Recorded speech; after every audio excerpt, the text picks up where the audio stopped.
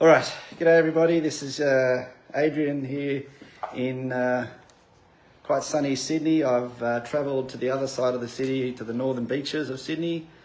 After some bit of detective work and a bit of few messages back and forth, I've finally met up with Andrew Maunsell. That's the correct pronunciation. Andrew Maunsell.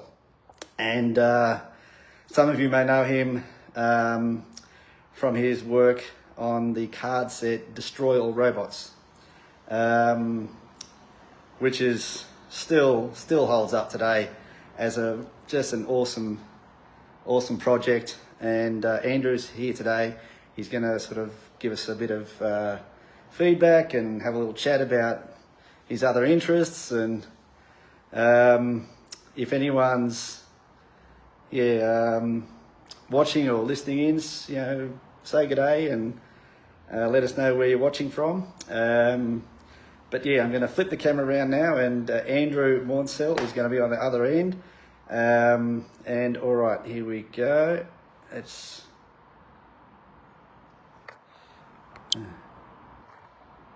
Okay, there's Andrew. All right, Andrew, thank you so much for taking the time to have a little chat with us, and we'll get into some of your cards a little later on, but I've just got a few questions here, if you don't mind.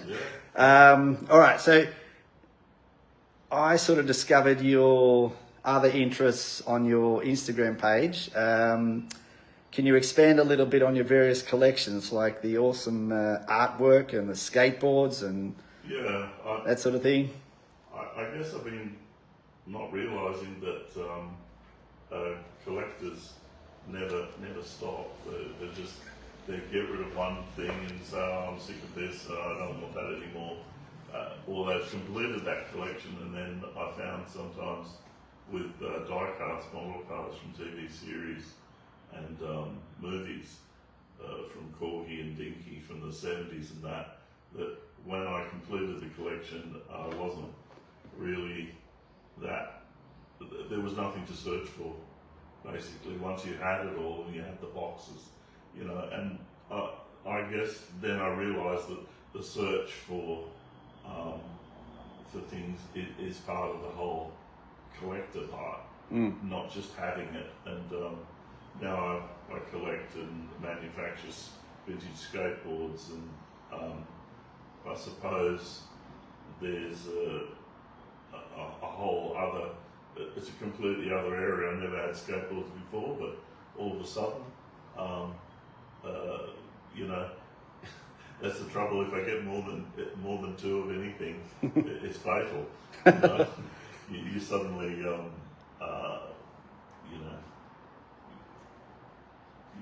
if you want a stool, you can. All right. But that's what I found, that I get interested in something, I really want to know about it, I want to become an expert about it, and that is really the main thing for collecting for me. Is going from different things, from model cars to skateboards.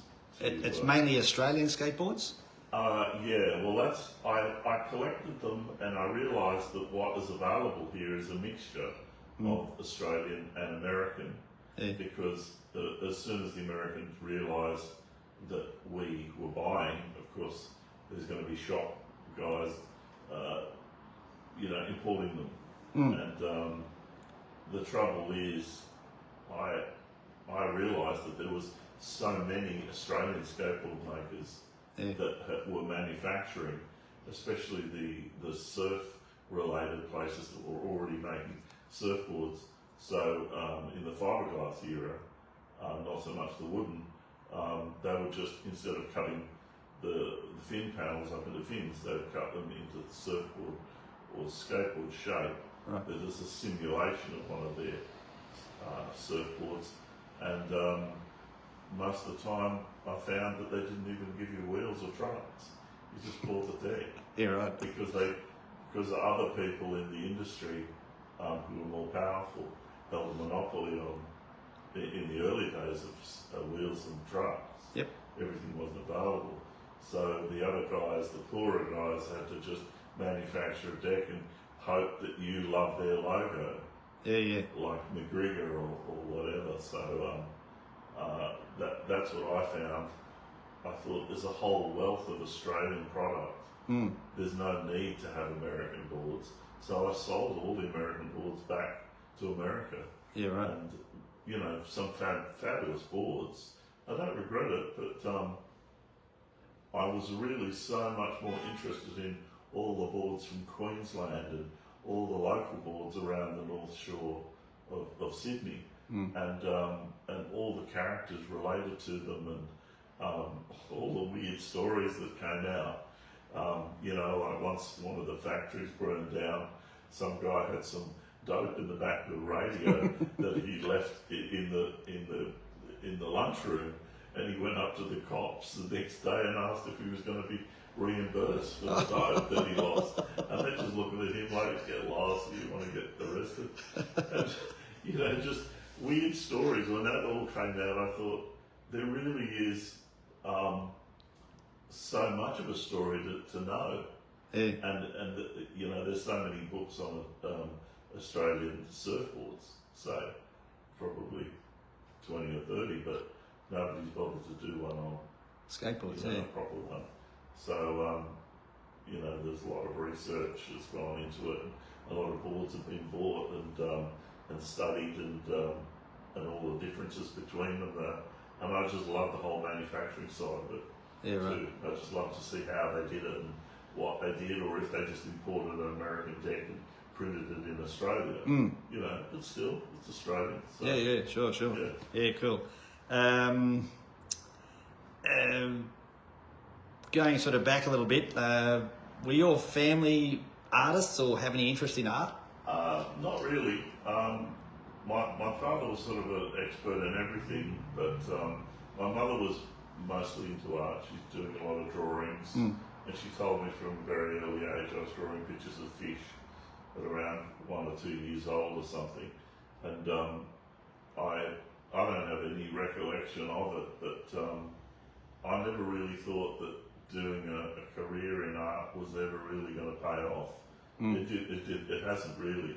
But it's been interesting to.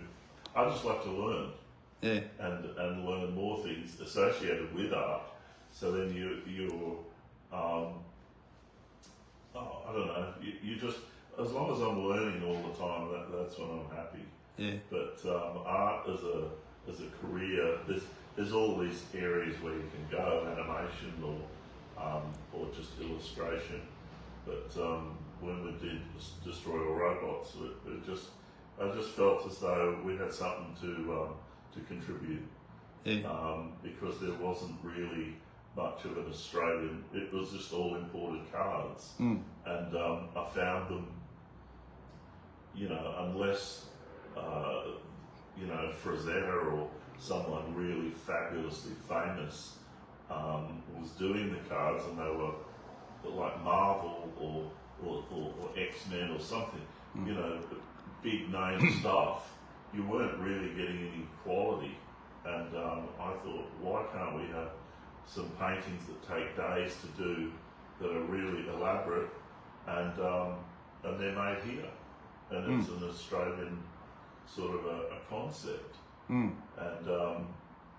you know, just once you find someone that's willing to back you and say, yeah, we'll get them printed and don't worry about it and all that, the pressure is off. And then all it's up to you to come up with the artwork for it. And I was happy to do that. And I was married at the time, and my wife gave up her job as well, and we both just worked on it full time. She was an artist as well? Yeah. Right, okay. Yeah. She worked at Channel 10. Yeah. I worked there previously. I left and she took that job, same graphic design job. And yeah, we were working on them at home full time. Yeah, right. Because, you know, she enjoyed genuine painting of art more than the computer graphic side of it, which television had sort of gotten away from. Yeah. Because in the 80s, when I worked at Channel 10, you were an artist there, you were creating art. You know, you were drawing, you were painting, you were, you know, using bromide machines and all things that don't exist anymore. And that was a really interesting time to be in television. From the 60s to the 80s, it was an amazing time for Australians. Was it mostly, I suppose, kids programs you were working on? Yeah, that's what I seemed to specialise in, was the kids stuff, because it was all just led on from, I think, it's just the cartoons. There wasn't much Super Flying Fun Show or that sort of thing anymore. There was just an afternoon cartoon show, say, and they would have related prizes, and there was morning TV for kids, and there was usually prize wheels still at that time. I remember all that, yep. So, you know, it led kids to, you know, I remember specifically watching Channel 9 and getting the feeling that I was betting on who was going to win the race of the wacky races. You know, and you had to write in and say, I think that the Boulder brothers are going to win, and another kid is going, no, it's Peter Perfect that's going to win. You know, and you won a whole box of bubblegum cards, and I was just sitting there at home thinking, oh my God, I can't even afford one 5-cent packet of cards, let alone a whole box. It was just like, it was too much to think of. And they would not only they would just, you know, to them it was just like, it was just stuff, you know. Yeah, have another box, you know. Sometimes they had kids in there live in the studio, they were just handing them stuff, and, you know, they had bicycles. And in those times, the places or the studios had vast amounts of prizes that were given to kids that were for giveaways. So the same as anything, like a boating show, they'd send a boat, a tinny, with a motor with it to whoever. Where it ended up with someone that won it or someone that didn't, is two different things. You know, and they had to rent storage warehouses to put all of this stuff. Yeah. And I remember the guy who was Commander Strongarm on Channel 10, and he was portrayed as an astronaut. Of course, he's not an astronaut at all, but that's his, you know, his show was about that. And I'm pretty sure it was either him or someone else had a whole warehouse full of toys. Yeah, right. So if it was your kid's birthday, he would just say, here's the keys, go to the workhouse and pick up whatever you feel like. Wow. You know, because there was such a surplus. And, The excessive 80s. Yeah, the 80s, and it would have been way, way better before the 80s even, because there would have been vast amounts of it. And, you know, 90% of it, I'm sure, made it to kids' places as prizes. But you can imagine when there's too much, stuff gets forgotten about and it just goes off to the side. So, but yeah, that's what I experienced, and I found it very exciting. And being in television, you know, watching television as a child and then being involved in the industry was just as exciting as watching it, but actually being there. And I guess it was just a childhood dream. Yeah, seeing it all unfold like right in front of you, like you pinch yourself, you know. Yeah. That's what I loved, and I you know, Miss Marilyn. I remember Marilyn Mayer. Her name is. Yep. I remember the first commercial. She was this beautiful brunette, and his hair was all flowing, and she's doing the commercial. So I'll be doing a new kids show in the mornings every day, Monday to Friday. I'm Miss Marilyn, and I hope to see you there. And I thought, oh wow, of course, I'll watch this. And there was all the cartoons that I loved as a kid. And when I got to, in '83, when I got to Channel 10, the head of set design, John Northcote, introduced me to the woman who was running the children's programming and Harry and Ralph show. It's her. Yeah, right. It's Miss Marilyn. Miss Marilyn. It's the same person. She's got a different haircut. Yeah. And I said, I remember you. And she goes, oh, you're making me feel so old. But, you know, it's just all these memories. But of course, you're happy to work for the people that are your heroes. For sure, yeah. So, yeah, that's what it's all about. Awesome, awesome, yeah. Now, in one of our message back and forth, you asked me to remind you about Yaroslav Horak, 007 comic. Just an amazing.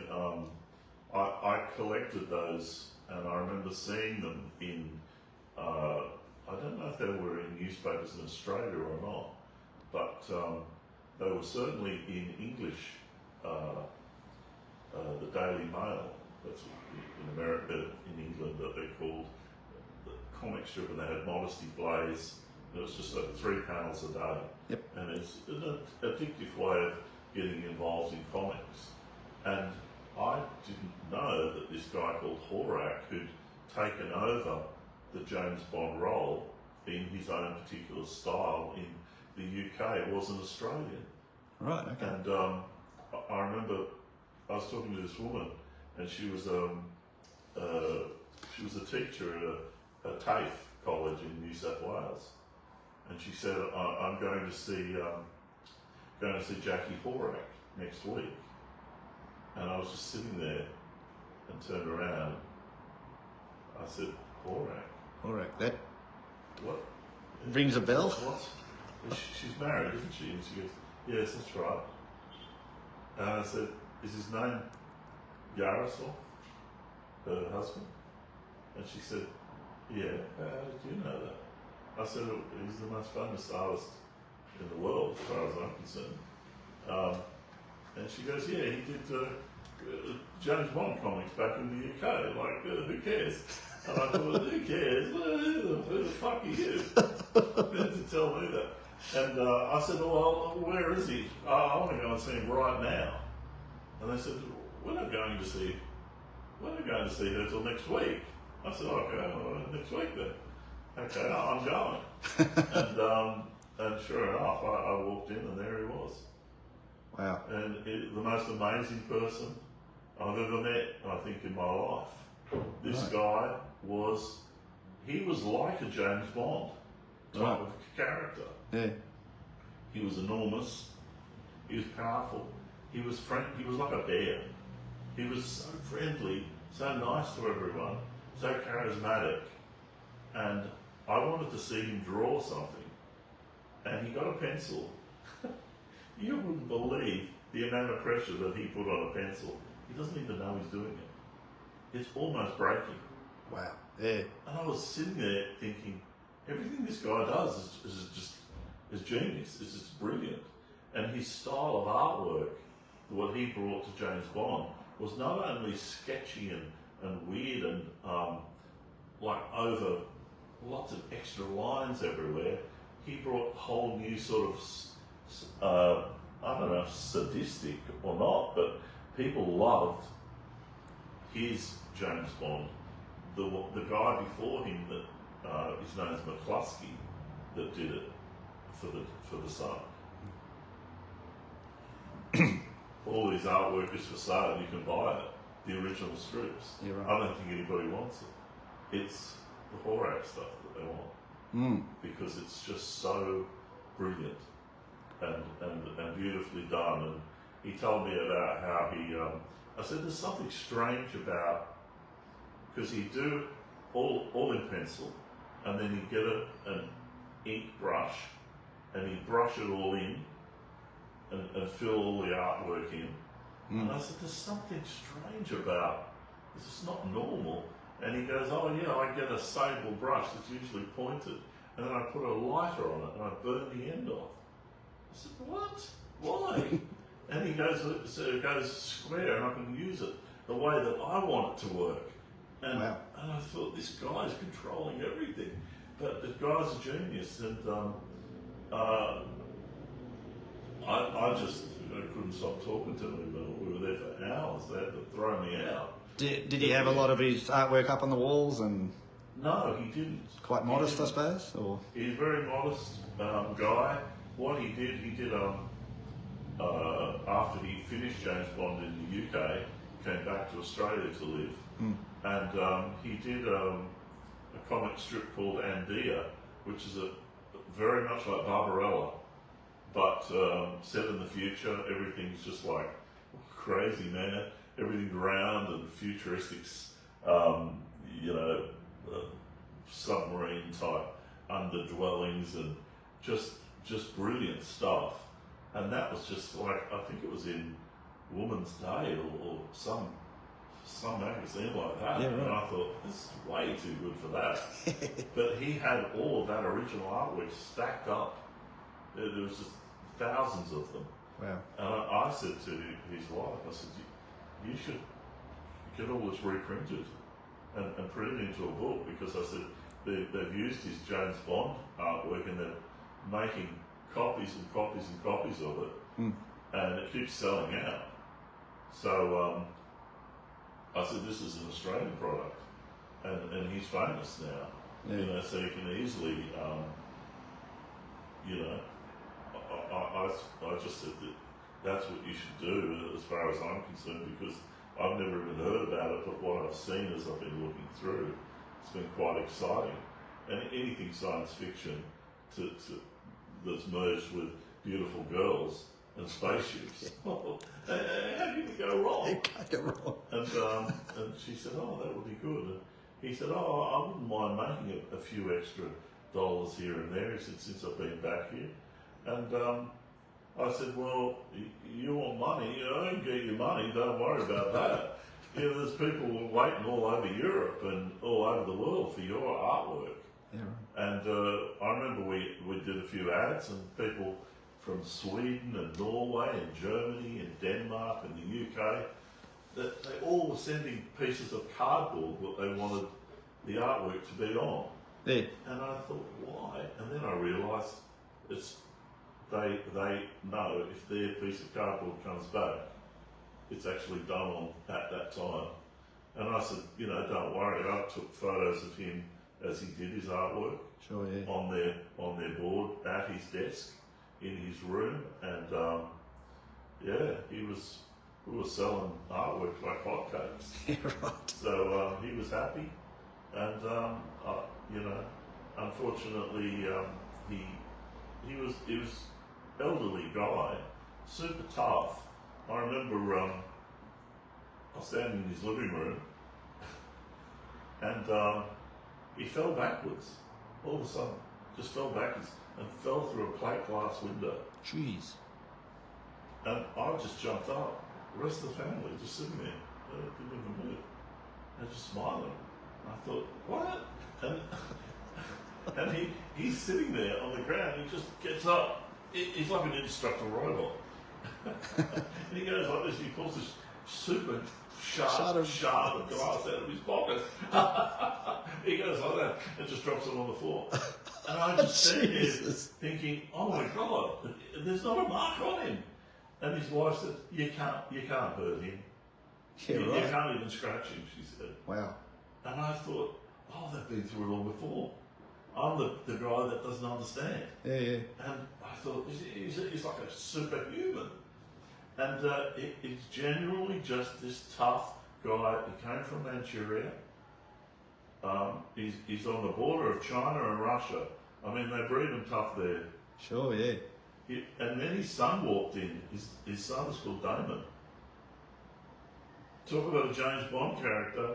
This guy, he walked up, he filled the whole doorway. He was enormous. Wow. He doesn't work out. He just is that man. Yeah. He walked in. I was sort of like, what? Who are all these people? His wife, this beautiful woman who worked in advertising, devoted to her husband, beautiful daughter, just amazing family. Yeah. And there he was, this character that he told me about his studio where he worked in the UK, and that was amazing story. He said, yeah, this guy I met who did Modesty Blaze, I said, what, the cartoon strip? He goes, yeah. He said, you can have half of my studio if you want it. So Modesty Blaze and James Bond were done together in the same studio. Right. And that often, if they liked the artwork, they would swap and keep each other's artwork after it's been shot. Sure, yeah. But just all these amazing stories. And he said, I went to a James Bond thing where they were launching the new series, Me as the Artist. Yeah. And he said, I turned around, there's Sean Connery's there. And I'm thinking, oh God, this is too much. Wow. It's just amazing. And I thought, I never dreamt, because I remember going on a trip to Fiji, and in the local paper there, they're still running James Bond as a current strip. Wow. They're from the late 60s. Yeah, right. And I remember the Fiji Sun, I'd get it every morning in the hotel, and I'd cut the strip out, and I took it back with me every day I was there. And I thought, I'm never going to be able to get the rest of the story, because I left on a day where it's in the middle of the sea dragon story. It's like a Dr. No adventure. And I never thought that a couple of years later I was going to meet the guy. Yeah. I was just in awe of him. It's always really good when you meet someone that is a hero to you, and they're super nice. Yes. Yeah.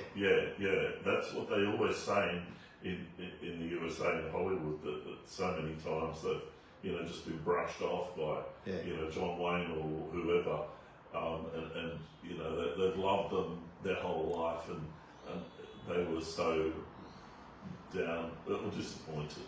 Yeah. But this guy was just like, I had no idea. I just assumed that Borak was in the UK. He did live in Europe and live in the UK, but his home was always Australia. So I was so glad that I met him. Yeah. So, right, ladies and gents, we are getting on to Destroy All Robots shortly. I have one more question.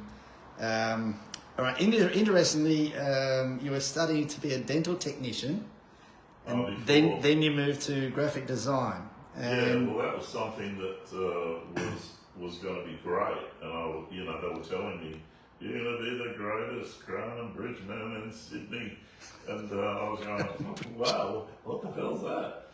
I didn't even know what they were talking about. And they're going, look down in the car park, you see all those beautiful sports cars, and amongst all those other bits of crap, our cars are the good ones, they were telling us in the classroom. Yeah.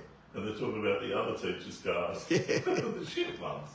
And I was going, oh, I love sports cars, so I immediately associated with them, Yeah. And it's just, trouble is, I just had to travel too far, and, going from Randwick Technical College to the western suburbs, it was just too far. And I just eventually, just dropped out because there was tons of homework. I love the practical side of it, and actually, the whole making of, or repairing of whatever it was that they were making.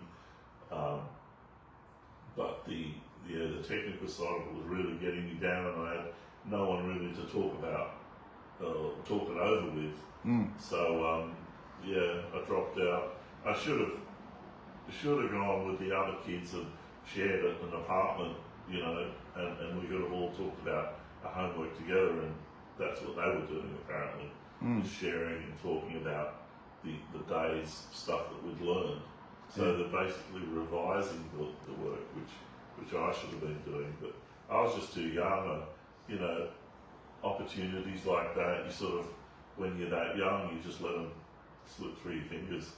Yeah. So anyway, otherwise I'd be wearing a gold crown right now, living in some tower somewhere, because that is a good paying job, So.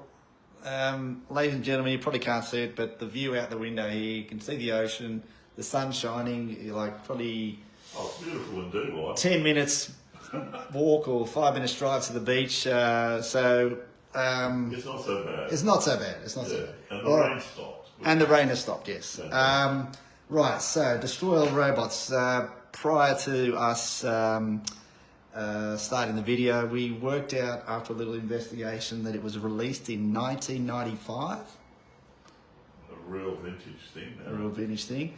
And the promo cards, which everyone's interested in, I understand there was a few different versions and finishes. Do you want to expand on that? Well, at the time, Stephen Lawson, who was the guy behind, giving the green light to the concept to be used and printed, he obviously was fascinated. He was a screen printer himself, and he screen printed for other famous people who needed their artwork in, say, a series of prints and things like that. He would do their artwork, and he obviously wanted to see what the printer could do or what he could put out. So it wasn't just printing the cards and chopping them up and putting them into the packets and the boxes. He wanted to see what finishes the printer could offer. So he was getting UV coat, matte coat, gloss, super gloss, double thick cards, just every variation of finish. And of course I was there at the end grabbing all the packets of all the different versions of the promo cards, especially for all the different finishes that are achievable. It's the same artwork, but just we were sort of slightly fascinated with, I suppose, the what they always used to do in cartoons and comics, use the same artwork over and over again, except have a different version of it or a different, well, in this case it was a different finish. But that's something that has always been that sort of collectability in cards, is you've got that, but have you got that version? And I think that's what we were, not that we were trying to sell extra, because the card sets there was about 4 sets in a box, in each box. So if you bought a box, you had no trouble, you're going to get the set. And I really wanted to make sure that happened, because I remember when I was a kid getting on my Melbourne Star dragster and just pedaling for hours on end till it was dark, and seeing it as some Greek milk bar that was still open. Yep. And I'd run up there and I'd say, "Have you got any choppers and hot bikes?" And he'd go, "What? What do you want?" And I said, "The choppers and hot bikes, the bubblegum cards." He goes, "Oh yeah, look over here." Like brush him aside. I want you order some food or you can get out. And so I was looking through the packets and I grabbed a couple. I spent 10 cents, so I could afford. And then I remember opening the packets when I got outside, and every card was different to the ones that I had. Wow. And that's when I started to figure out that Scanlon's was distributing cards, certain parts or certain parts of a set in a certain area, but not in the same. And you couldn't, if I bought a whole box from someone, a distributor or a milk bar or wherever, I can virtually guarantee you will never get a set, but you'll get plenty of repeats and extra cards. But there's a certain amount, say number 14 to number 27, it's not there.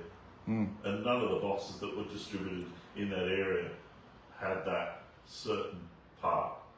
Yeah. How they expected any kid to figure it out, because I found it out by accident. And I never heard of any other kids saying, "Oh, you should go to another suburb and you'll find what you're missing." Nobody said that. Nobody said that, no. So that means nobody knew. Yeah. And I think Choppers and Hot Bikes was the only Scanlon set that I actually completed as a kid. because that was the other problem. They bring out a series of stickers or cards, and then it was too late. I couldn't get them anymore. And they were, I don't know. I suppose they sent the leftovers back to Scanlon so they get a new box of something else. Yeah, probably, yeah. So as a kid, when you have limited amounts of money to spend, you can't keep up with the amount that they were changing the series. Yeah. And of course, Scanlon's had hundreds of sets of stickers, and most of them based on American stuff, but still we printed them here, and our product is highly regarded compared to, you compare an American Batman card to an Australian Scanlon's printed one here, they're two different cards. Sure, yeah, yeah. The colour intensity is all there. That's only because we had that gloss coat and the colour sat on top and it's still there. Yeah. It's just beautiful. You see that American thing, they made 5 million or 20 million of that one card. Yeah. Here in Australia, we probably made 1 million. So the quality is way high. Sure, yeah. So our sets, and rightly so, are worth way more. And I know many American collectors that have, come all the way here. They don't usually come here for a joke, but they want the good stuff. Yeah. They want the proper, plus the stickers were all beautifully printed as well. Oh, I remember the stickers, yeah. Yeah. The first stickers that I ever wanted were the Fiends and Machines. Yeah.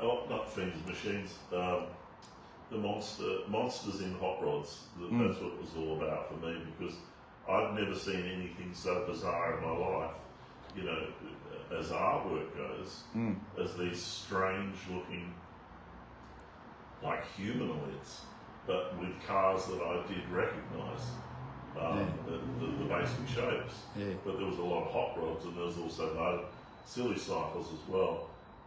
So all of that stuff I really did love. Yeah. You know? I'll let you know my very early introduction to cards was Charlie's Milk Bar in Rouse Street in Tenterfield, up north. Oh yeah. And my brother and I would take our pocket money and go and buy King Kong cards and the early Star Wars cards and Battlestar Galactica.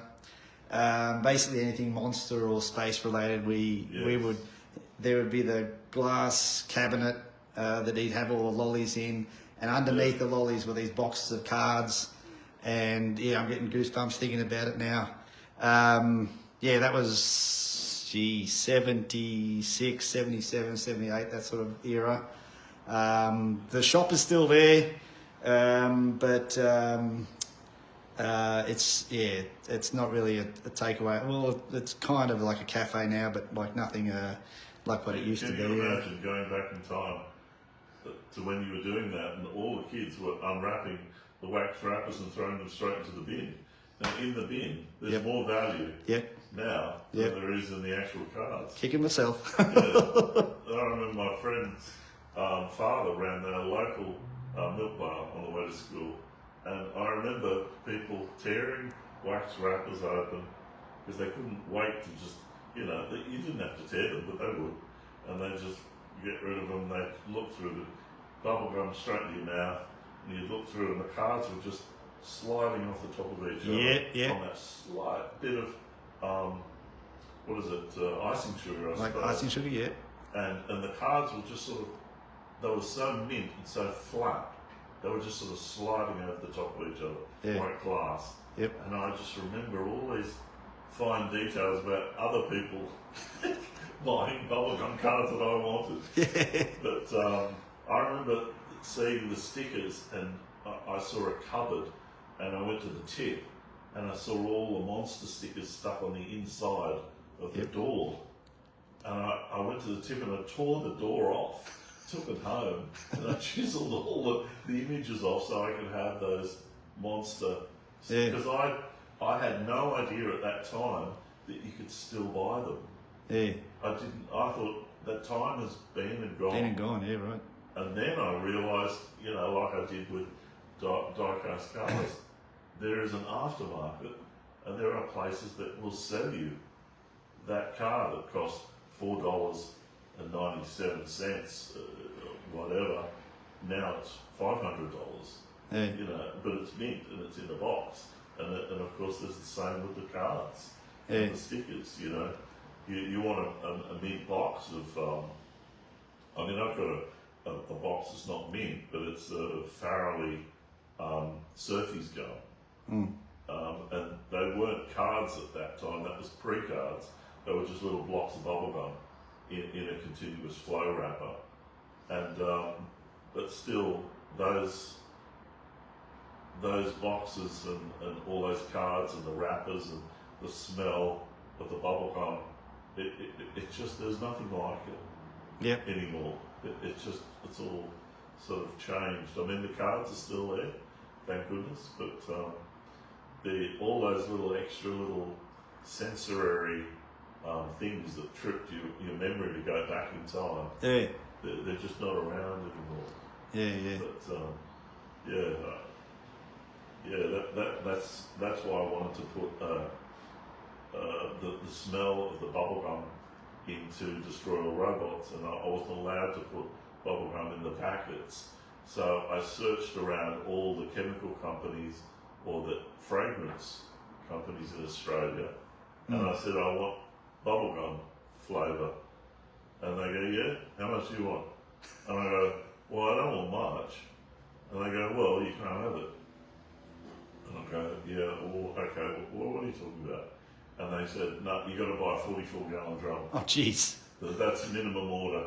And I go, hang on, listen, how about you send me a sample and then I make a decision whether I buy your damn drum. And then he goes, yeah, that's fine. And I thought, yeah, I'll make enough of it. Yeah, don't you worry about that. And I got samples from everyone, and finally I got one. I've still got the bottle in the other room. It's called Tutti Frutti. As soon as I took the top off, that's it. That's the bubblegum smell from Scanlon's. That was the one that they used. And I poured that neat sample into a water bottle atomizer, and I sprayed it onto a big sort of absorbent paper sheet and cut it all up into card sizes and put one in each box. So when you open the box for a certain time, you're going to get that good old time, you know, memory come back. If you remember those times. Oh, absolutely, absolutely, yeah. So that's why I wanted to do it, and I went out of my way to do it, you know, and I thought, if I don't, no one is going to do it. So just, you know, I thought, devote your life to something. You know, just do it. So, for people just joining us, I'm chatting here with Andrew Maunsell, who is the artist behind the Destroy All Robots card set, an awesome Australian project. And we'll continue chatting now with Andrew. We had a look at an uncut sheet before of the cards. Was that released like anywhere, or was it a dealer incentive, or it's just happened you've had it and it hasn't been cut up, or? Oh, I just made sure that it's all to do with those childhood dreams again. I wanted to make sure that when the printer had finished, I was there on that day. I didn't want anything to be lost, any offcuts of any of the card sheets to be thrown away. I wanted everything that was going to be tossed out as an offcut or a misprint or whatever. No, you just give that to me. I'll take that. You know, you just carry on about you just mister. And so that's what it was all about. For me, I just wanted to make sure that nothing got wasted, and if there was, I was fascinated with that's why I've got boxes that are uncut and boxes that are cut and folded but never been used. They've never been popped open and a product thrown in them. And I just wanted all variations of all of that stuff. Yeah. I wanted cars that were uncut. I wanted the cars that were loose, promo cards. I wanted all the different variations. No matter what they were doing, I wanted it. Yeah. And no one was saying no. So I just went wild, and I just took whatever I could grab. I grabbed a huge box and started throwing it all in. Yeah. And of course, printers make more than enough. Yes, mate. I think there was only 10,000 boxes. It was the shortest run of trading cards in the world at that time.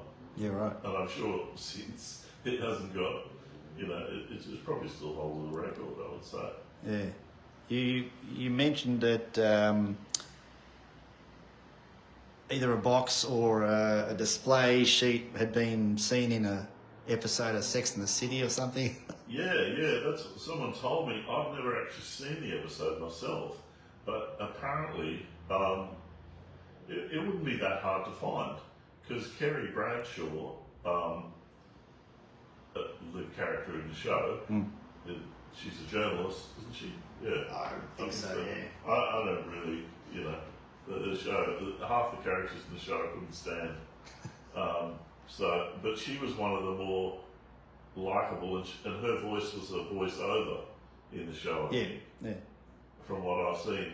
And she apparently was always looking for a boyfriend that was compatible in New York City. Apparently, is this place where it's hard to have a relationship or whatever. And I thought, I don't care, whatever. And she started going out with a guy that worked in a bubblegum card shop in New York, and apparently it's quite a famous place, and for comics and stuff. And someone told me that when she used to go and visit him in the daytimes when he was standing at the counter, I guess they just stood him in position in the shop, because it's a proper shop. It was a real shop. Yeah. And she would come in and talk to him and then take off. Apparently on the counter was Destroy All Robots box card open, ready for people to take a packet out and buy them. And I know for sure that American card companies or American distributors did buy a number of small amount, I don't know how many, but they did end up in America for sale. I know that. So that would explain the fact that they would be there. Because anything to do with science fiction and genuine, because all the robots that are in the series are genuine tin robots from the 60s. They're not made up. They're all as genuine and portrayed as they were, but see, there was never paintings of them. There was only the paintings of the robots on the box lid covers. Yeah. So you could say that series is more or less like a box lid cover artwork set, because it's portraying that robot in an action scene, whether there's fire coming out of it or not. But I mean, then you've got the art card series subset, and then I call it the serial killer subset, because it's got Hitler and John Wayne Gacy and Jeffrey Dahmer, but then you've also got James Bond. He's a three-headed robot. He's in that same little series. So he's not a serial killer, but he's famous. Yeah. You've got the Pope in there as well. Yep. And I heard that there's a vending machine in some church somewhere. So when you couldn't get into the church, they put a vending machine on the side of the church on the wall, like it was some sort of telemachine, poker machine type something. So you would tell it your penance, and it would print out what you had to do. And I thought, what a load of shit. What a load of crap. So I portrayed I made up the image that's in that set. That is a poker machine, and it's the Pope with his arm up in the air so you can pull it down. You know. Yeah. Like that, and he's just got the hat, and at the top you can put a coin in, and then all your pennants and all your whatever they do with the Catholic thing. It just comes out at the bottom. So you might get money. I think you could get money, but it's usually bad news, of course.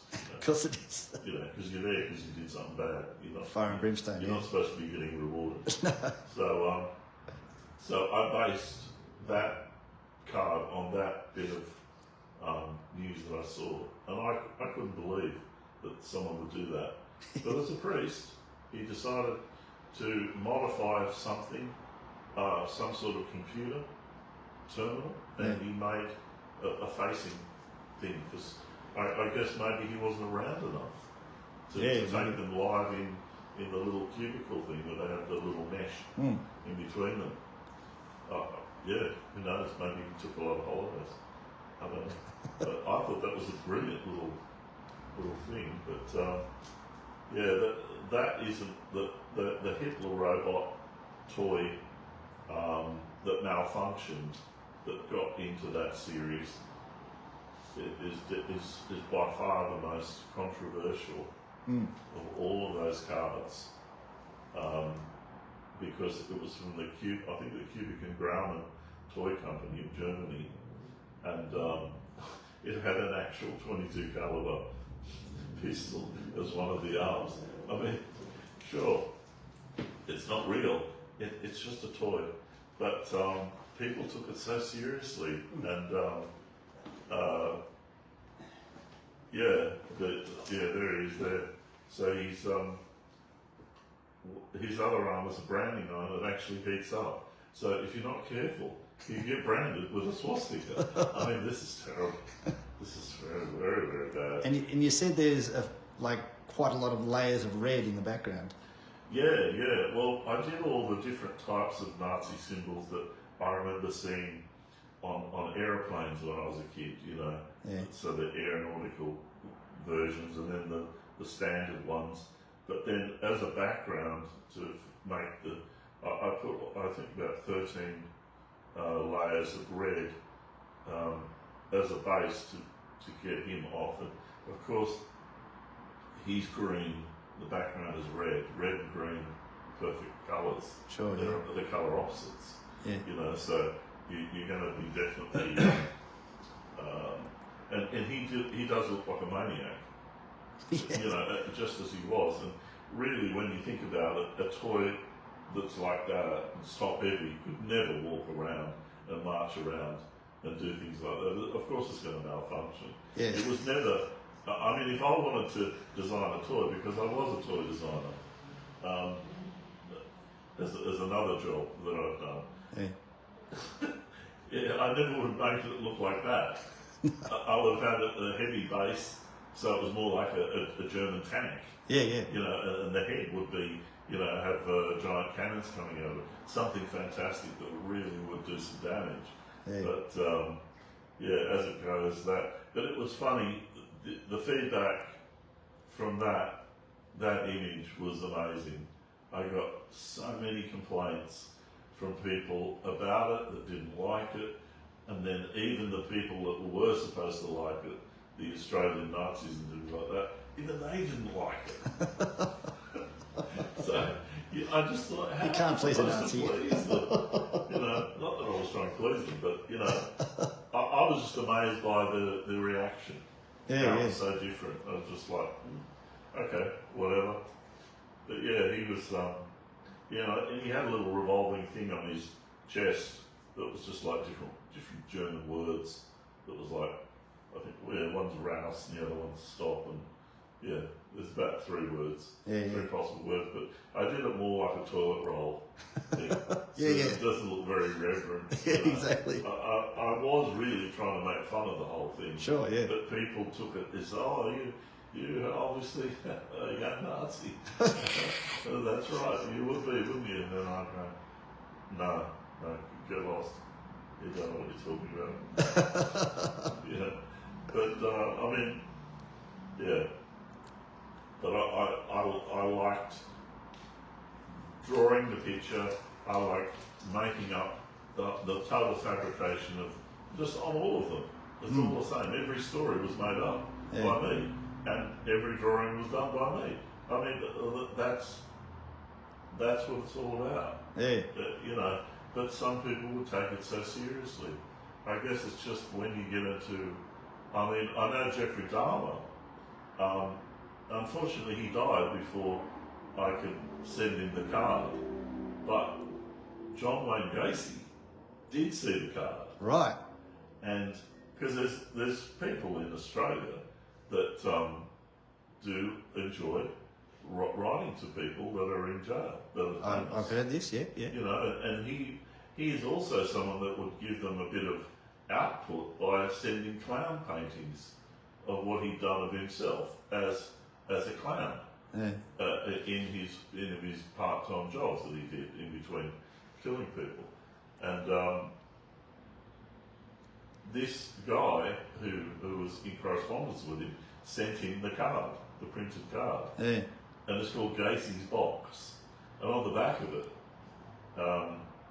I've written a story about don't go near it. If it's on a table, just prod it with a stick, but don't actually touch it. That's what I was trying to say, how dangerous this guy is. Yeah, for sure. You know, and he really was. I thought he was a murderer. So, but he saw it, and he goes, if I ever get out of here, I'm going to kill your friend. And I said, when you write back to him, you tell him, you give him my address, my name, and the whole thing. I said, tell him I'll be waiting for him. But the sad thing is that he'll probably be executed before then, because I knew he was in prison at that time. Well, he's hoping, yeah. And he was, I think, what do they call it, death row or whatever, waiting to be injected or electrocuted or whatever they do in whatever particular state of America he was convicted in. But I pretty much knew if they said he was, they let him out and all you know, things are forgiven, I'd probably be a little bit worried. But I thought some guy in prison was trying to threaten me. I don't give a shit who he is. Even if it was an ex-president, nothing's going to happen. So I thought I could be as brave as I liked. Sure, yeah. But, yeah. What do you think? And yeah. O.J. Simpson was another one. Yeah, yeah. We haven't spoken about him. Yeah. But he's running on the football field in his full regard with proper number and everything. Yep. But both his arms are switchblade knives. And I've actually got a switchblade knife that's right behind you. And beautiful, functioning, illegal thing. But I just thought that's what he's doing. That's what he's using. Yeah. So I'll make him, his arms, the knives. Yeah. But that card I did send to Oprah. Right. And she had it on a show, but apparently the last moment They pulled it? they pulled it. Yeah. But I was thinking, that could be fantastic advertising. Of course, bloody hell. For, you know, if Oprah put it on there. What do you think, I've got no opinion one way or the other, but what do you think a trump card would look like? Oh, well, I mean, it's obvious, you know, it has to be done because, and I'm sure it already has, but it was done on skateboards the day that he was announced that he was in running. All of a sudden, there's a couple of versions of skateboard decks around, and I'm surprised that there isn't already, you know, he's just a character. He's like a magnet for satirical, you know. You just want to make fun of him, and I think he doesn't care. As long as he gets the advertising, I don't think he cares? You know, so, but a gun, he would have been in this set, for sure. He would have been in this set. I would have pulled the James Bonds out, I would say. Put him instead as a silly baby president, you know, that's just crying. You know, it's just sitting there in a nappy with hardly any hair. Yeah, it could be quite amusing. But, all right, so you've also loved vintage cereal toys, and you've produced some for the French and South American market. Oh yeah. Well, when I worked for a company called Creator, they did a lot of work for cereal companies like Kellogg's, and the budget in places like South America is huge. They're a third world country. They're shooting each other in the street, and the kids are running around. They've got no shoes on, but the budget For cereal toys is 3 times or 2 or 3 times what it is in Australia. That shows you how pathetic it is here. You know, you can't even get a toy in it. It's going to be cardboard or some pathetic little tear out thing, but you know, made of cardboard. But in South America, you can virtually put lights in them.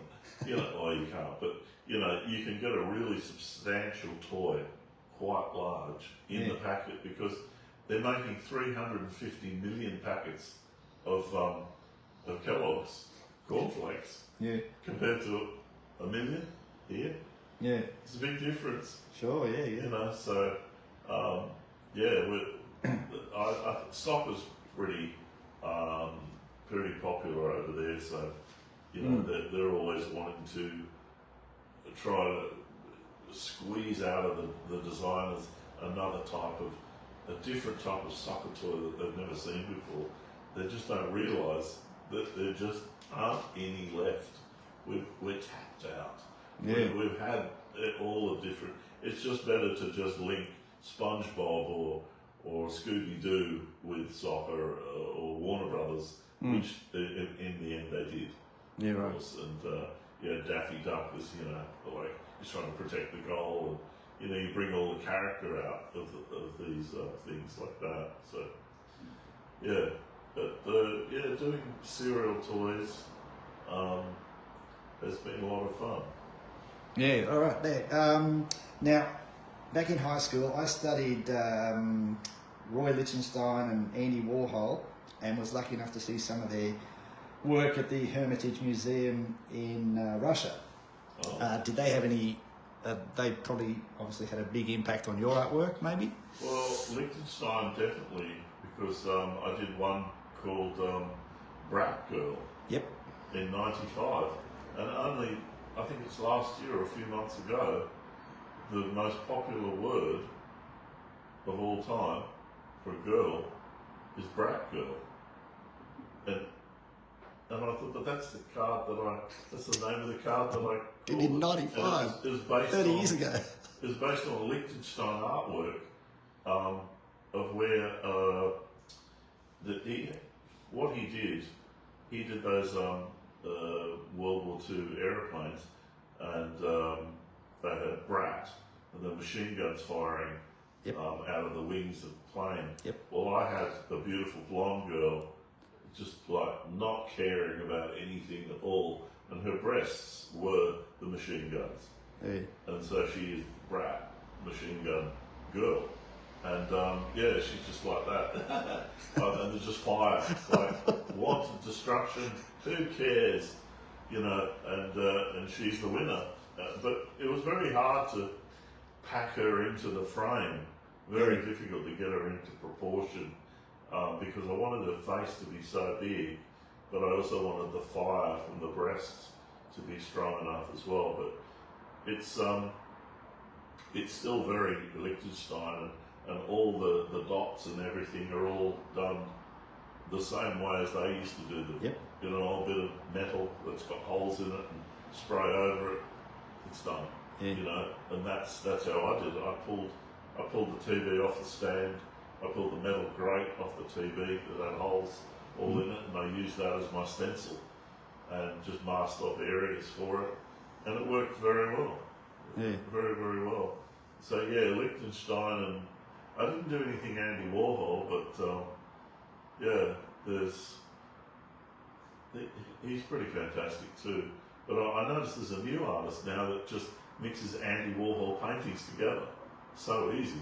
You just have a Marilyn Monroe face on a Campbell soup can. On a Campbell soup can. And he's getting, I don't know, $50,000. And I thought, what? How many? I can do you 10 by what's the time? Lunchtime. You can have for $100 each. You know, like, oh, wow. And this guy's just like, wow, I'm a genius. You know, but they're big and impressive, and really nice and neat and everything. But yeah, I'm surprised that still in 2025 people are still. I guess it's because the new generations are discovering famous artists again and again. Yeah. You know, you thought that you'd heard enough about them that Andy Warhol's back again. You know, and his paintings are just like 20 million, 30, 50 million. I remember seeing one in someone's very expensive apartment in down near Central Station. And they had one of those Chairman Mows. Yep. Beautiful in its frame, and it had like a piece of thick plastic that was like bulletproof. I don't know what they're expecting, but I thought, this is impressive. Yeah. You know, and he looks so good. I hate Chairman Mao, actually, but the image that Andy Warhol created of him is just very, it's just very comic. You know, Yeah. you can see the dots and everything, and that's what I love about it. But the whole Chinese concept, you know, don't care for it all. But yeah, well, that's one of the good ones, and of course the Elvis Presley. With I think they've got one in the Canberra Art Gallery, where the door opens and there he is with the gun out doing one of his westerns. Yep. That's a great image. And even some of his early work I've seen before he did Famous People. He just did like crazy looking birds and shoes, and I think they're all done by other people anyway. In the studio. I saw some of that recently, like It was with on a shoe. I think some guy it's brought on it in Porn Stars. Porn Stars. Yeah. Yeah, and I was looking at it thinking, no thanks. I wouldn't give you $20 for it. I don't care if it is proven that Andy Warhol actually did it himself. It's still like a picture of a shoe and a picture of a girl nudging up against a cat or something. I think, big deal. You know, that's the sort of, I don't know if people understand, but that's the sort of drawing that you do when you're an artist, and you look at it and you go, no good. Start again, do it again. Like all the famous painters who do those beautiful outdoor scenes, they've done those paintings hundreds of times to get it right, to get it perfect, to get the light perfect. They do it over and over. You don't do a painting once and then go, give me $1 million for it. You have to make the whole thing your life. It's got to all be there. It's got to be everything you've ever learned has got to be put into it. It's not just some stupid bullshit like they have on Porn Stars where someone walks up and they go, oh, I want $50,000. I can't remember what he wanted, but I know it wasn't cheap. Yeah. And even the art historian guy that they came in to look at it, even he was going, oh, it's fabulous. You know, it's just because he'd never seen it, and he probably wants to get his hands on it so he can sell it. Yeah, probably. So you know, the Americans. Yeah. Making money. Kind of wrapping it up, but are you working on anything at the moment, or? No, the only stuff I do now is restoring vintage, mostly fiberglass skateboards. Restoring a wooden Farrelly. Just recently got it. It didn't have a nose, and the central part of the dark wood just happened to be where the nose part was gone. Right. So I cut a piece of, after many hours of fitting using the dental skills, just merged the piece of wood back in and put a bit of shellac over it. You can hardly even tell it's been replaced now. Yeah, right. So that's the stuff that I'm doing, that I get enjoyment out of, and getting Farrelly skateboards are hard enough. They're incredibly rare. There's only, I think there's 4 or 5 custom models in the whole world.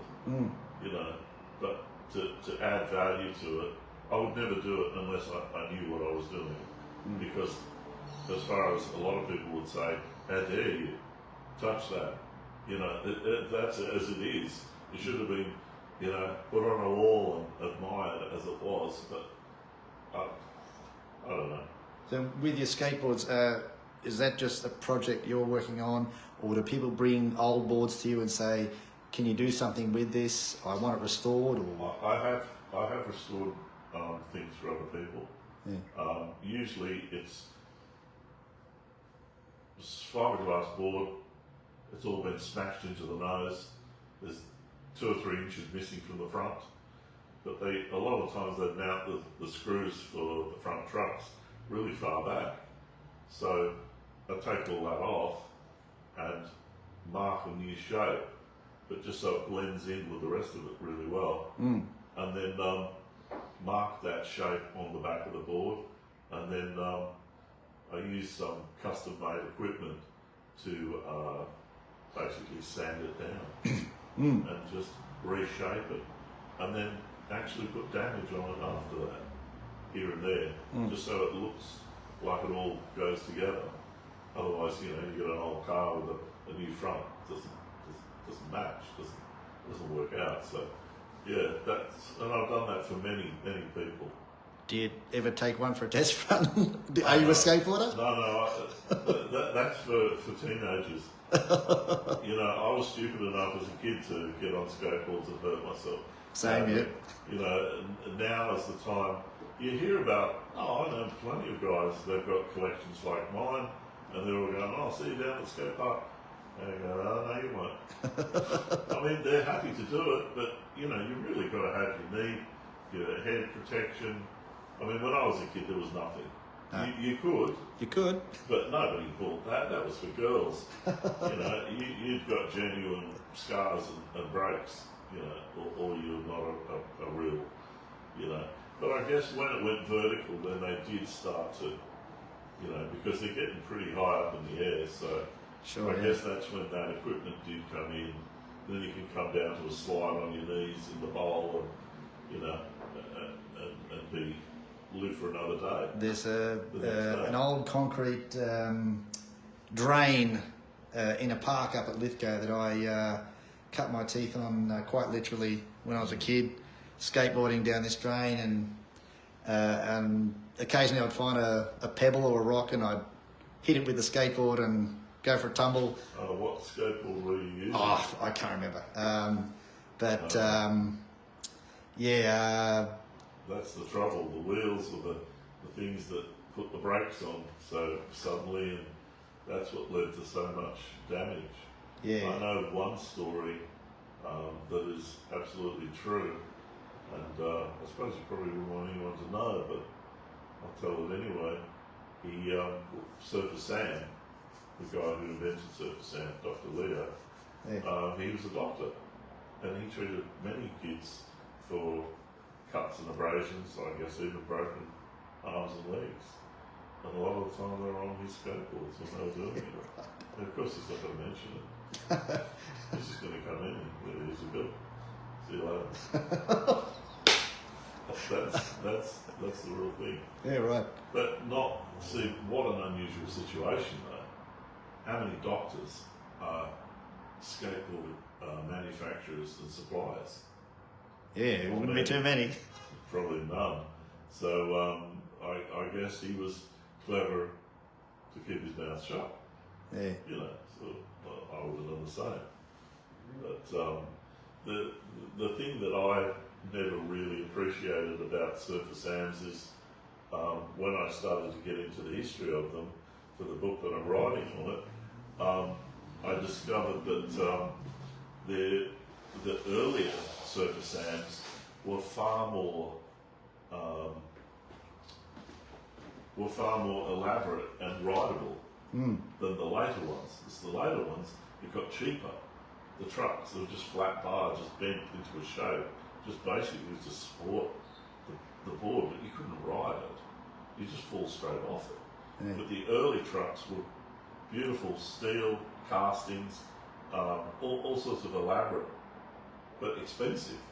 So what he's trying to do is to cut down on costs. But his early board, that's probably one of the earliest. Well, maybe there's two. The earliest skateboards the Surfer Sams ever done. Around so people can see what we're discussing here. There we are. You notice it's printed in blue. Yeah. Well, Surfer Sams were printed in white, and that's one of the prototypes that.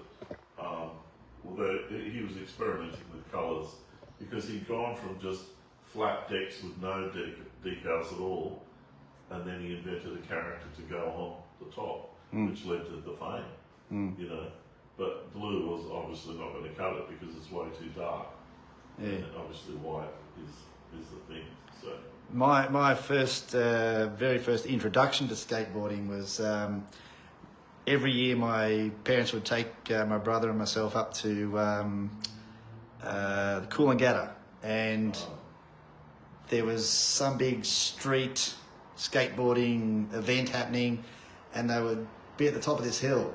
yeah. And they'd be on these fiberglass skateboards going down the hill. This is early 70s, and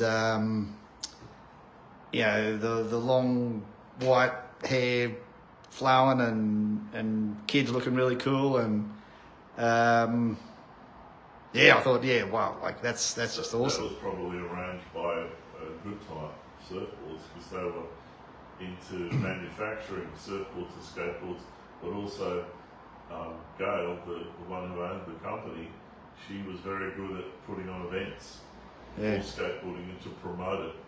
And she was the one that was fighting with councils to give land, public land, so they could build skate parks for the kids. Sure, because she knew that the kids in Queensland were just too much on the street and got nothing to do, which leads to violence. So she tried to really do her bit and help. She was ahead of her time.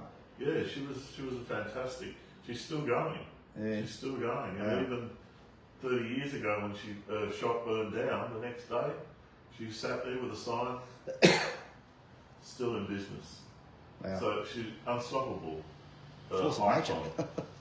A real asset to the whole skateboarding world. She invented a lot of systems developed from old roller skates for her early boards. She made a lot of wooden boards that were made of marine ply. She helped Shane in Sydney, Shane the surfboard manufacturer and other things. He did a few skateboards. She helped him with those trucks and wheels for his for his input into the skateboarding thing. So to this day they're very good friends. So awesome. That's what the surfing people are like. We're always trying to help each other, just to get things done. Yeah. All right, so I think we're going to wrap it up. Yes, Andrew Maunsell, I really, really appreciate having a chat with you and taking some time to tell us about your history and your cards and your other collections and various things. I'm going to just pan the camera around shortly to some of the cards that Andrew has out on the bench. Yes, Andrew, mate, thank you again. It's just been awesome. Problem. It's been great to have a chat with you, man. Thank you. Yeah. All right, thank you. So we'll grab this and maybe Andrew wants to run me through some of the stuff he's got here. There's your box of These are uncut, or boxes that have been ready to fill, folded through a machine, and just never gone to the next stage of being used. That's a Time magazine that I had at the time when I was looking for reference for the Hitler card, and yeah, these are boxes that were cut and flat, guillotined, ready to fold and glued together. And there's another version of it. It just hasn't been cut, hasn't been cut out or guillotined, so it's still on its sheet. And that's dated the 7th, 95. There you go. So there's another point of reference. I should have realised that myself. That's all right. We were looking. There's an uncut sheet of the cards before. I guess that would have eventually been either printed with questions and answers on the back, or printed or glued onto a heavier sheet.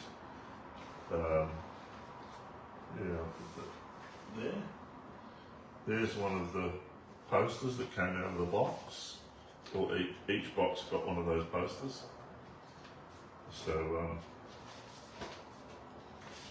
they just folded up in a little spot like that. Now,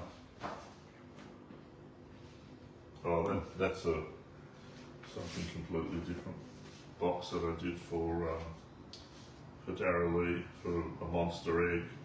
So you got a face mask and a portrayal of the egg being held with electrodes. So yeah, just another bit of artwork from. Here's an uncut sheet of the cards with the proper backing on the back before cutting. So Yeah. did they end up at dealers or No, never. It just happened to be uncut. That's how they're uncut, unless the printer or the distributor may have requested one, and it could have been rolled up, put on a tube, and sent to them. I have no idea. It's quite possible. Okay. As far as I know, these are the only ones, the only uncut sheets that are available. The question and answer cards, curled up into like a shell. But yeah, that's a bundle of them, and these are all promo cards in different coating grades. They're just saying what they are. Some are unpacked, some are open, some have never been opened. I think there's one packet. I think that's it there. Watery grave, Gloss finish, watery grave promo. Still, so nobody's got a gloss finish watery grave promo, because they're all there. Yeah. So and just pick promos as well. These are all cards that are just standard cards, but just individual numbers, non-promo, of course, and these little off-cut strips from the printer that I couldn't bear see go into the bin. And there's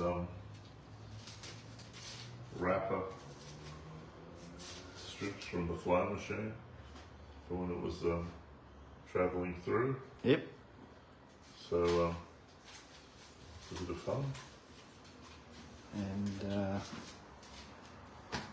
got like a Well, that's concept. the concept binder. turned it into an animated series, which went via an animation company that I was working for at the time. And well, these are the original paintings. Still in.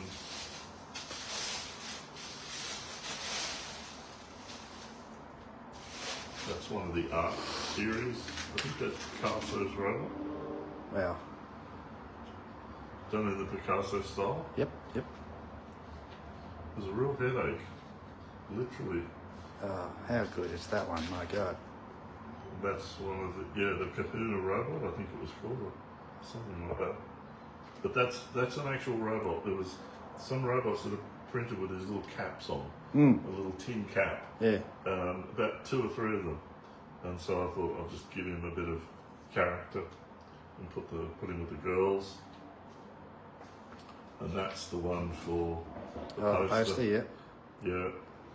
So they're all Just awesome, man. yeah, just futuristic. That tin robot is one of the first tin robots ever made. Yeah, these are eye-catching at the back there, like the Just building things. Yeah. I just thought I'd put him in. I was thinking very much of a box art lid at that time because they always had futuristic planets or all those Milky Ways and things in the background. And so weird buildings like this that are just like we've never seen anything like that architecturally. Obviously, I think that was based on a Salvador Dali bottle that I actually had. Yeah, right. Here, it was a white bottle with this offset round circle thing up there.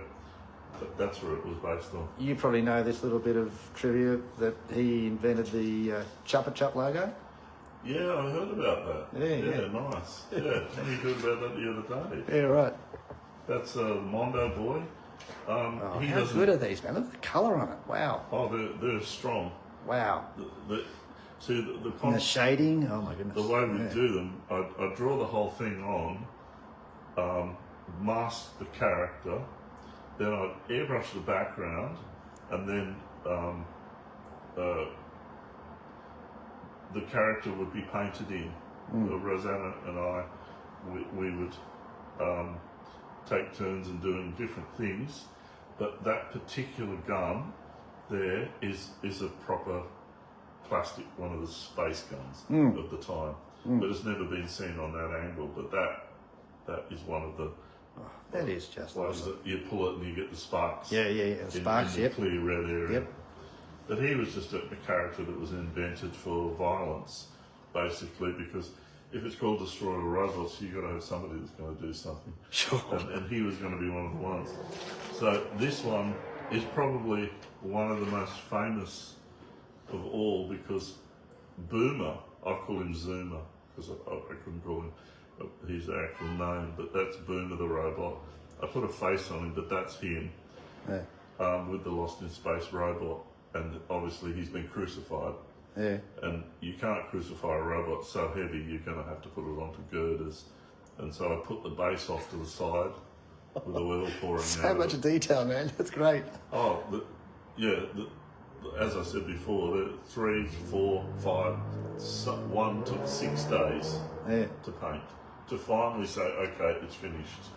Don't touch it. But on average, 4.5 days. Yeah, so you've got a couple of other robots, some hung upside down, very, witchcrafty type thing. Yeah. But beautiful colours. Oh, amazing. Beautiful, strong colours, and all this is painted by hand. Wow. All by hand, backgrounds airbrushed, and usually that's painted by hand as well, but that's an airbrushing but painted over the top, so it's not partial to both. But there's some beautiful stuff, and the colours, as you say, are really thought about. That is so eye-catching. Opposites. Sorry. Colour opposites. Purple. He's a made-up robot. Right. But this one's very much about the eye creatures or the aliens that were so typical. They always look like that. They're always green, and they always have big eye. Yeah. So I thought it's really about them. Him as a robot, totally made up. I don't know what it is. It's just a few details here and there. But it's really more about them than him, and the nice background. That's what I was concerned about. Just amazing. My goodness. But yeah, this is the first time you've seen these, isn't it? Yeah. Yeah, here's one of my favourite. Oh, this is a lamp that I designed. Well, I wanted to make it. I'm still to make it. Who knows? It'll be made out of heavy brass Yeah, right. and stuff. But this is my favourite. This, it's even strong before you even get the top off. It's a bit stuck. Wow. But that's Jeffrey Dahmer.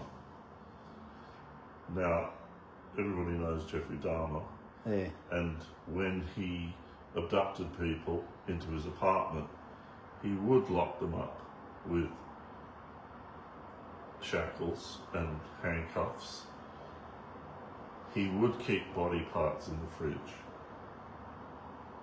And he worked for the Ambrosia chocolate factory. So every detail in every painting has facts about the character. This is not just one made up shit thing that we just came up with one afternoon. Yeah, it's a lot of research into it, yeah. And JD on the...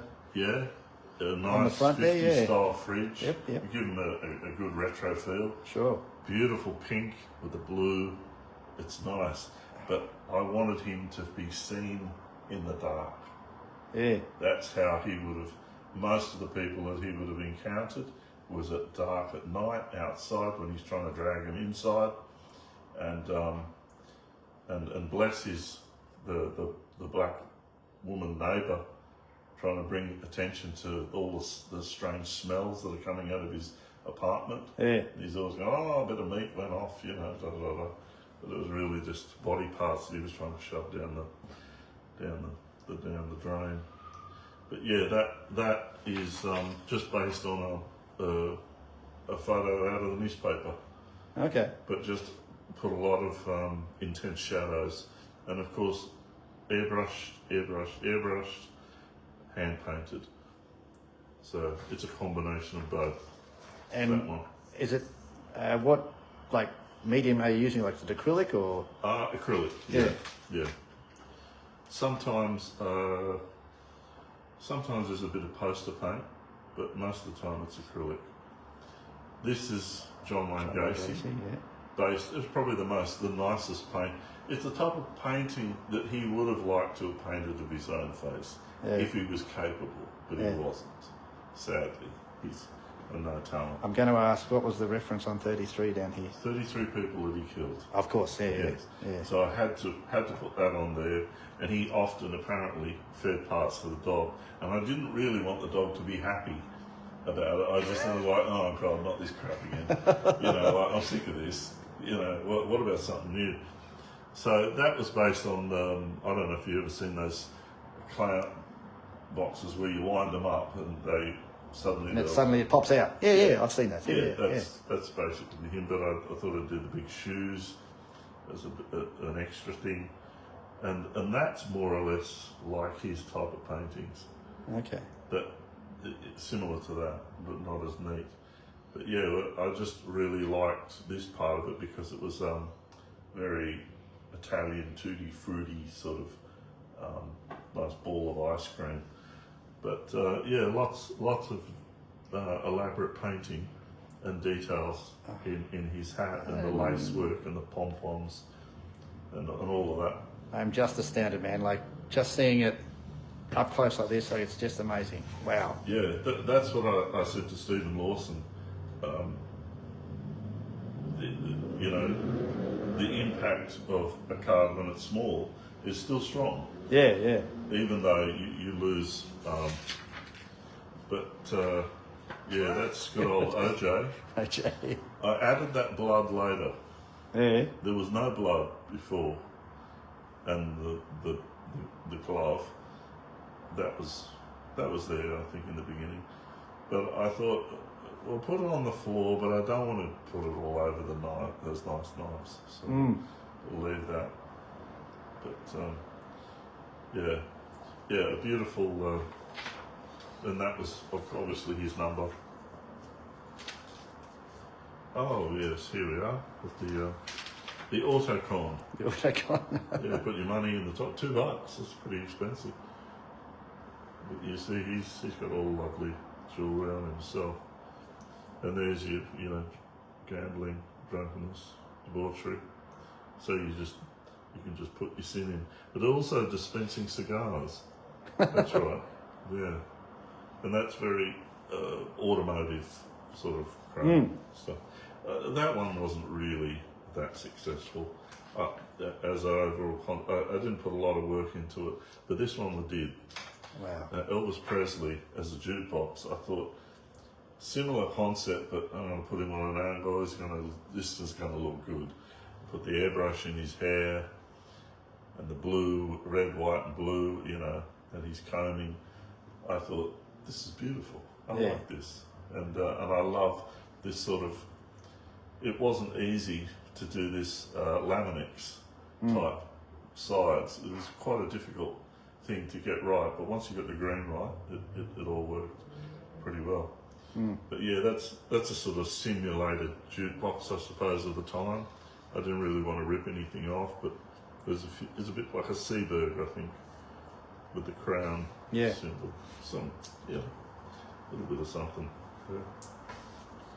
Oh, this one, this took a while, this particular one, because I had the cutout of the robot and the arms separate, and I moved it around for hours trying to get it in exactly the right position where I wasn't blocking too much of the street, wasn't too far over there. But I ended up losing some, which was good. It's okay. But the talking robot is one of the most famous expensive robots that you can buy. This one's called the screaming robot because he's been thrown out of a building. But I particularly like the street scene and putting this dark building here to give it a real hard feel. Like, you got no hope, you're going to die, you're going to be crushed. And all the cars and the unsuspecting people just walking along the streets. That was difficult to work out but I always enjoyed the geometric and vanishing points and things in architecture and stuff. Yeah. That's why that worked so nice. But yeah, that was all done first, then moved him around, then plonked him down and just painted him in by hand. So that's all airbrush. You had an actual robot model to go off, or? I had all the books on robots, all the Kidhara collections, the Japanese books. I had them all since I don't know where they've gone. When I moved here, I sold off a ton of books because I didn't know if I was going to have any space. Unfortunately, I shouldn't have sold them all. But anyway, that's all right. Yeah, I had reference of him, and I know a guy in Melbourne, Italian guy, he had that particular robot, and he played the sound over the phone to me of him, and he's screaming and yelling and laughing and saying all this crazy crap. So it was a really good inspiration, that one. Right, yeah. But this one is the one that people like to talk about, with all the layers of red. Wow. And you can see he's even spitting as he's talking. Even down to his eyeballs are a bit bloodshot there. Yeah. He's a little bit, but he's very tin toy with the pegs. Yep. The metal fold backs. Yep. And of course it's pressed out of copper or brass, like the shells, because the inside is copper, because it's not the painted side. So you've got those all the way around the head, and the gun detail is very, very German pistol, automatic pistol. That whole mechanism flies up, and that's that heated branding iron. I was going to put steam on it, and I thought, it's too much. I want him to look like he's really scooting along. Yeah. On the background, and the background is more or less like a flag type effect. That's what you do at Channel 10 or whatever. You just create a colour, and then you put darkened lights, and all of a sudden you've got this billowing effect. You've got like a flag, for making your news graphics and stuff. So anyway, there it is. Alrighty, well, Andrew, again, mate, it's been an honour. Thank you, man. I appreciate your time. No problem. And thanks everyone for watching, and any comments or questions, leave them in the section below. Thank you everyone.